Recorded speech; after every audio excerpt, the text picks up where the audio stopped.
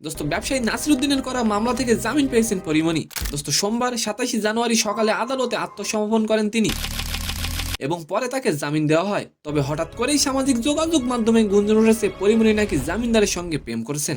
And second নিউজটি থাকবে দোস্ত, আইপিএল এর সঙ্গে বিপিএল তুলনা করা হলো, প্রাইজ মানিতে বেশ পিছিয়ে রয়েছে বিপিএল। দোস্ত আর এই বিষয়টি নিয়ে সমর্থকদের অভিযোগের শেষ নেই। আর এবার এই বিষয়ে বিশাল একটি সুখবর দিলেন বিসিবি। সালাম, নমস্কার দোস্ত। দোস্ত আদালতের জামিন আদেশের পর পরিমণির জামিননামা লেখা হয়। সেই জামিননামায় স্বাক্ষরকৃত দুইজন জামিনদার হলেন আইনজীবী নীলাঞ্জনা রিফাত এবং তরুণ সঙ্গীত শিল্পী শেখ সাদি। দোস্ত আর এরপর থেকেই সামাজিক যোগাযোগ মাধ্যমে নানা গুঞ্জন ছড়াতে থাকে।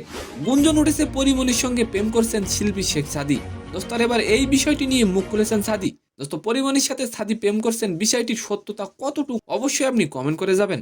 পরিমণির সাথে প্রেম নিয়ে সাদি বলেন, পরিমণির সঙ্গে আমার প্রেমের সম্পর্ক হতেই পারে না, ওর সাথে আমার পারিবারিক সম্পর্ক, তার সাথে পারিবারিক সম্পর্কের বাইরে তাদের অন্য কোনো সম্পর্ক নেই। দোস্ত মজার বিষয়টি হলো এই পোস্টে নিচে একজন লিখেছেন, কিছুদিন পরে আবার যেন না শুনি মা ও ছেলের দায়িত্ব নিয়েছে। সেকেন্ড নিউজ হলো দোস্ত, বিপিএল এর প্রাইজ মানি নিয়ে অভিযোগের শেষ নেই। আইপিএল এর সাথে বিপিএল এর তুলনা করা হলেও প্রাইজ মানিতে অনেকটা পিছিয়ে রয়েছে বিপিএল। এমন পরিস্থিতিতে 11তম আসরের প্লে অফ শুরুর আগেই বিপিএল এর প্রাইজ মানি বাড়ালো বিসিবি। দোস্ত প্রথমবারের মতো প্লে অফে ওঠা দলও পাবে অর্থ পুরস্কার। গতকাল মঙ্গলবার 28 জানুয়ারি এক বিবৃতির মাধ্যমে বিষয়টি নিশ্চিত করেছে বাংলাদেশ ক্রিকেট বোর্ড। তো সম্মানিত দর্শক, আজকের ভিডিওটি কেমন লাগলো অবশ্যই কমেন্ট বক্সে জানাবেন।